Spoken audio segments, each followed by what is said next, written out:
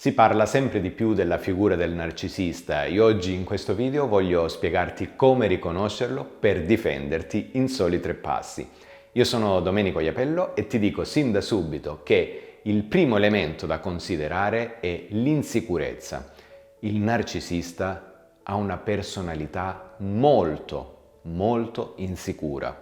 In realtà invece si pensa l'esatto opposto. O meglio che il narcisista è una persona dominante, sicura di sé, che sa quello che vuole, che lascia e prende la persona quando preferisce. In realtà non è così, è una personalità estremamente insicura. Poi non andiamo ad approfondire sul perché è una personalità insicura, ti basta solo sapere in questo momento che porta dietro con sé delle mappe che gli permettono di costruire questa armatura dal nome narcisismo e portarla avanti in un determinato modo. Quindi sapere questo è già il 60% della gestione di un narcisista. Il secondo aspetto è che il narcisista è dipendente da te. Sei tu a decidere quanto volerlo far crescere. È un po' come una pianta all'interno del tuo appartamento che un po' ti disturba, non ti piace molto questa pianta.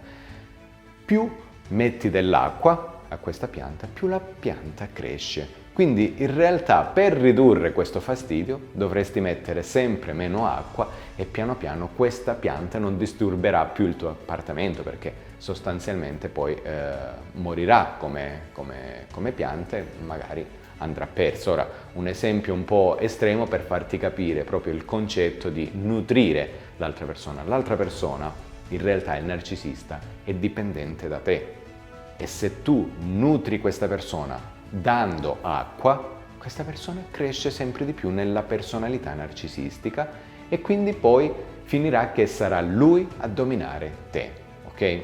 Il terzo aspetto da considerare per riconoscere e difendersi dal narcisista è che ha una personalità fragile. Il narcisista è estremamente fragile perché porta dentro delle insicurezze molto profonde.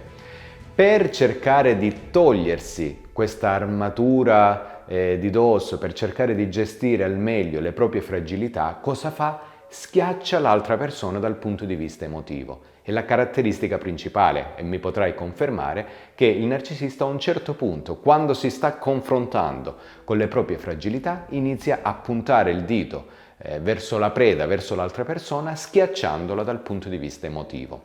Quindi questo significa che se tu consideri che il narcisista ha una personalità molto fragile, in realtà non lo consideri come colui che ti sta schiacciando emotivamente, lo considererai come colui che praticamente si sta rifugiando dalle proprie fragilità. Questo significa che banalmente ti basterà ripeterti queste parole. In questo momento lui si sta rifugiando dalle proprie fragilità e lo metti da parte. Vedrai che con questi 3 consigli, con questi 3 elementi, non solo potrai riconoscerlo, potrai anche gestirlo nel migliore dei modi. Io ho realizzato proprio un corso specifico qualora tu voglia non solo riconoscerlo, ma anche cercare di costruire una relazione sana con il narcisista. Trovi in descrizione il link che ti rimanda al corso gratuito e se questo video ti è stato utile lascia un like, commenta e iscriviti al mio canale. Un abbraccio e alla prossima. Ciao!